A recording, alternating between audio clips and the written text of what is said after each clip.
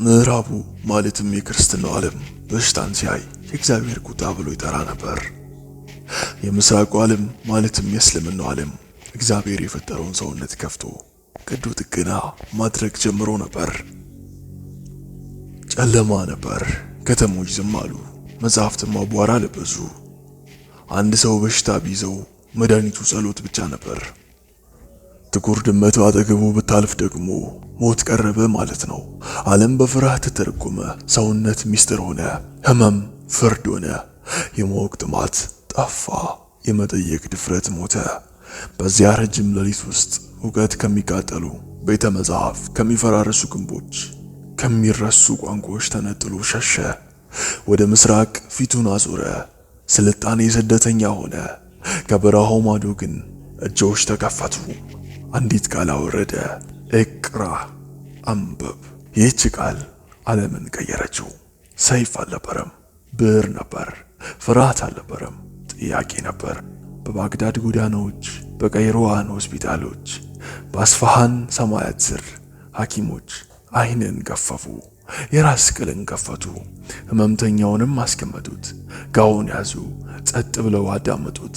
ስጋ ሲናገር ሰሙት። ይህ የእግዚአብሔር ቁጣ አይደለም አሉ። ይህ የተሰበረ አጥንት ነው። የታወከ ደም ነው። ሊታከም የሚችል ሰውነት ነው። በዚህ ልዩነት ውስጥ መላው ዓለም ተለወጠ። ሂሳብም እንዲሁ ከህንድ የመጣው ባዶ ክቡ በባግዳድ ቤትን አገኘ። አልኋራዝሚ ምዕራባውያን በስህተት አልጎሪዝም የሚሉት የተሰባበሩ ክፍሎችን በማገናኘት ጥበብን ጻፈ። አልጀብራ ብሎ ጠራው። የእርሱ ስም ዛሬ በኮምፒውተራችን ልብ ውስጥ ይኖራል። አልጎሪዝም። እነዚህ ቃላት የምስራቅ ስጦታዎች ናቸው። የምዕራቡ ዓለም ድመትን ሲፈራና ደም ሲያፈስ፣ ምስራቁ ሞራን ይከፋል። የራስ ቅልን ይከፍታል። ሕይወትንም ይመልስ ነበር።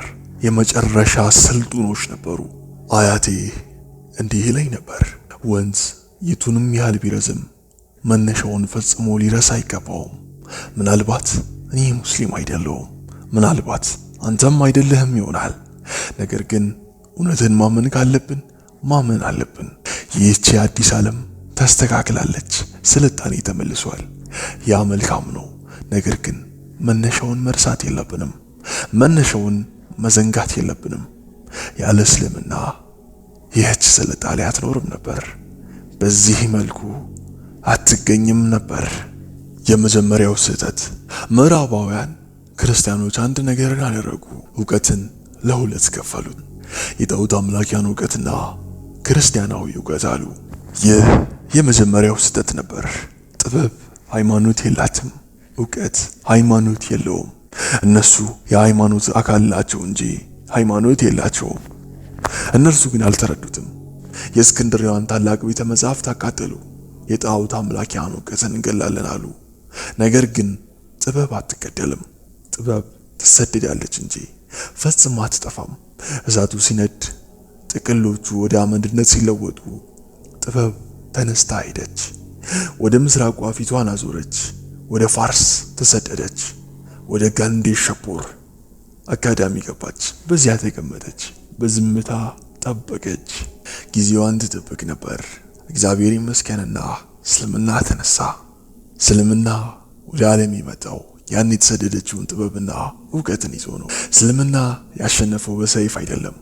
ምንም እንኳን አንዳንዶች እንዲህ ቢሉም እንኳን እስልምና ያሸነፈው በብዕር ነው። በአንዲት ትእዛዝ ነው። እቅራ፣ አንብብ። ይህች ቃል ዓለምን ቀየረችው። ሰይፍ አልነበረም፣ ብዕር ነበር። ፍርሃት አልነበረም፣ ጥያቄ ነበር። በባግዳድ ጎዳናዎች፣ በቀይሮዋን ሆስፒታሎች፣ በአስፋሃን ሰማያት ስር ሐኪሞች አይንን ገፈፉ። የራስ ቅልን ከፈቱ። ህመምተኛውን አስቀመጡት። ኮት ያዙ። ጸጥ ብለው አዳመጡ። ስጋ ሲናገር ሰሙት። ይህ የእግዚአብሔር ቁጣ አይደለም አሉ። ይህ የተሰበረ አጥንት ነው። የታወከ ደም ነው። ሊታከም የሚችል መዳንም የሚችል ህመም ነው አሉ። በዚያ ልዩነት ውስጥ መላው ዓለም ተለወጠ። አሁን ያለንበት የዘመናዊ ሕክምና አባቶቹ እስላሞች ነበሩ። ሂሳብም እንዲሁ ከህንድ የመጣው ባዶ ክበብ ዜሮ በባግዳድ ቤት ቦታን አገኘ። አልኳራዝሚ የተሰባበሩ ክፍሎችን በማገናኘት ጥበብን ጻፈ። አልጀብራ ብሎ ጠራው። የእርሱ ስም አሁንም በኮምፒውተራችን ውስጥ ይኖራል። አልጎሪዝም። እነዚህ የምስራቃውያን ስጦታዎች ነበሩ። እስልምና ይህን ነገር ነበር የሰጠችን።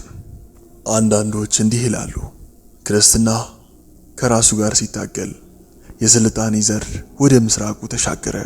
እስልምና ግን ያንን ዘር ተቀብሎ አላቆየውም። አፈሩን አዘጋጀለት፣ ውሃ አጠጣው፣ እስኪያብብ ጠበቀ። ከዛም ፍሬውን ለዓለም መለሰው። ይህች ድልድይ ናት ስልጣኔን ወደኛ ያመጣችው።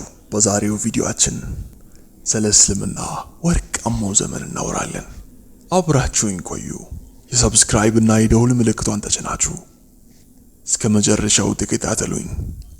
የእስልምና ወርቃማ ዘመን ቁልፍ ምክንያቶች ምንድናቸው? ዓለምን የሚቀይሩት ታላላቅ ጦርነቶች ብቻ አይደሉም። አንዳንዴ ዓለምን የሚቀይረው አንዲት ቃል ትሆናለች። አንዲት ጥያቄ ልትሆንም ትችላለች። አንዲት ትእዛዝም ናት። እሱም እቅራ፣ አንብብ። 8ኛው ክፍለ ዘመን ነው። አባሲዶች አሁንም ከኡማያድ እስልምናን ግዛት ቁልፍ ተቀብለዋል። ዋና ከተማቸውን ከደማስቆ አንስተው ወደ አዲስ ስፍራ አዘወሩ። በጤግሮስ ወንዝ ዳርቻ ላይ መዲናቱ አልሰላም የተባለችዋን ከተማ መሰረቱ። ያቺ ከተማ ባግዳድ ትባላለች። ከተማዋ ክብ ነበረች። በመሃል ላይ የካሊፋው ቤተ መንግስት ቆሞ ነበር። ከአራቱም በሮች የግዛቱ ዋና መንገዶች እንደ ደንብ ወሳኝ ቧንቧዎች ይዘረጉ ነበር። ዓለም ገና በጨለማ ውስጥ ነበረች። ነገር ግን በዚያች ክብ ከተማ ውስጥ ብርሃን መብራት ጀመረ። ግን ጥያቄው ይህ ነው፣ ለምንድን ነው ያ ብርሃን ያበራው? ለምንድን ነው ዓለም እያንቀላፋች ባለች ጊዜ በዚያ ዘመን ስልጣኔ በባግዳድ ጎዳናዎች ላይ ንቃትን ያገኘው? መልሱ በአንድ ነገር ውስጥ አይደለም። መልሱ በብዙ ነገሮች መገናኘት ውስጥ ነው እንጂ። እንደ ወንዝ ተፋሰሶች ሁሉ የመጀመሪያው ተፋሰሱ ቃሉ ራሱ ነው። ቁርአን ቅዱስ ቁርአን አንደኛ የቃሉ ትእዛዝ። ሌሎች ሃይማኖቶች እምነት በዶግማና በታምራት ላይ ገንብተው ነበር። እስልምና ግን በአንድ በተለየ መሰረት ላይ ተተከለ። የመጀመሪያው ትእዛዝ ስገድ አልነበረም። የመጀመሪያው ትእዛዝ አንብብ ነበር። እቅራ። ቁርአን ምዕመናንን በምድርና በሰማያት ያሉትን እግዚአብሔር ምልክቶች እንዲያሰላስሉ፣ እንዲያጤኑ፣ እንዲመረምሩም ደግሞም ጥሪ ያቀረበ። ዕውቀት የሃይማኖት ጠላት ሳይሆን የሃይማኖት አንድ አካል ሆነ። ሊቃውንት ጥበብ የምዕመን ጠፊ ንብረት ናት፣ የትም ብታገኛት ተቀበላት የሚል። ይህ በሃይማኖትና በሳይንስ መካከል የነበረው ልዩ የወዳጅነት የዘመኑ ሞተር ነበር። አእምሮ ከእምነት አልተለየም፣ አብሮ ኖረ። ሁለተኛ የትርጉም እንቅስቃሴ። ይህ በእውቀት ላይ ያለው ጥማት የሰው ልጅ ያፈራችውን ሁሉ ለመሰብሰብ አነሳሳ። አባሲድ ካሊፋዎች በተለይም ሃሩን አል ረሺድ እና ልጁ አልማኡን የትርጉም እንቅስቃሴ በማለት የሚጠራውን ነገር የገንዘብ ድጋፍ አደረጉ። ይህ ከ8ኛው ክፍለ ዘመን አጋማሽ እስከ 10ኛው ክፍለ ዘመን መጨረሻ ድረስ የዘለቀ በሚገባ የተደራጀ የገንዘብ ድጋፍ የተደረገለት ታላቅ ስራ ነበር። ተልእኮ ቀላል ነበር፣ ግን የማይታመን ትልቅም ነበር። ሁለቱንም ነገር ተረጉ። አንድ ሰው በእጁ ብዕር ይዞ በብራና ላይ ተንበርክኮ በማይታወቅ ቋንቋ በተጻፉ የጥንት ጥቅሎች ፊት ለፊት ላይ ቆሟል። ስሙ ሁነይን ኢብን ኢስሐቅ ነው። እርሱ ከአረብኛ በተጨማሪ ግሪከኛ፣ የፋርስን፣ የሶሪያ ተናጋሪ ነው። የሚያገኘው ደሞዝ እንደ ዛሬዎቹ ፕሮፌሽናል አትሌቶች ያለው። እርሱ የአርስቶትልን ፍልስፍና፣ የፕሎቶሜን ከዋክብት፣ የጥንት ጥበባትን እየተረጎመ ይህ ሰው የጥንቱ ዓለምን አሁን ካለችው ዓለም ጋር የሚያገናኝልን ድልድይ ነበር። ይህ እንቅስቃሴ ታላላቅ የፈጠራ ሰዎችን ፈጥሮ ነበር። ታላላቅ ፈላስፋዎችን፣ ታላላቅ ተማሪዎችን፣ ታላላቅ የፈጠራ ሰዎችን ፈጥሮ ነበር። ሶስተኛ የጥበብ ቤት ባያት አልሂክማ። እነዚህን ሁሉ የተተረጎሙ ጥቅሎች መያዣ ያስፈልጋቸው ነበር። አንድ ቤት በ830 ዓመተ ምህረት አካባቢ ካሊፋ አልማኡን በባግዳድ ውስጥ በይት አልሂክማ የተባለውን ተቋም መሰረተ። የጥበብ ቤት ቤተ መጻሕፍት ብቻ አልነበረም። የትርጉም ቢሮ፣ አካዳሚ፣ የከዋክብት ጥናት ማዕከል ነበር። እዚያ ሙስሊሞች፣ ክርስቲያኖች፣ አይሁዶች፣ ዞሮአስትሪያንስ በሃይማኖታቸው ሳይለያዩ በእውቀት በፍቅር ብቻ ተሰባስበው ይሰሩ ነበር። አዲስ ፈጠራን ይሰሩ ነበር። ይሄ በእርግጥም እኛን ሊያስተምረን ይገባል። ለእስልምና ወርቃማ ዘመን ምክንያቶች ሙስሊሞች ብቻ አልነበሩም። የሁሉም ሃይማኖቶች ስብጥር፣ እውቀት፣ መተጋገዝ እንዲሁም ህብረት ነበር። ከዚህ ልንማር ይገባል።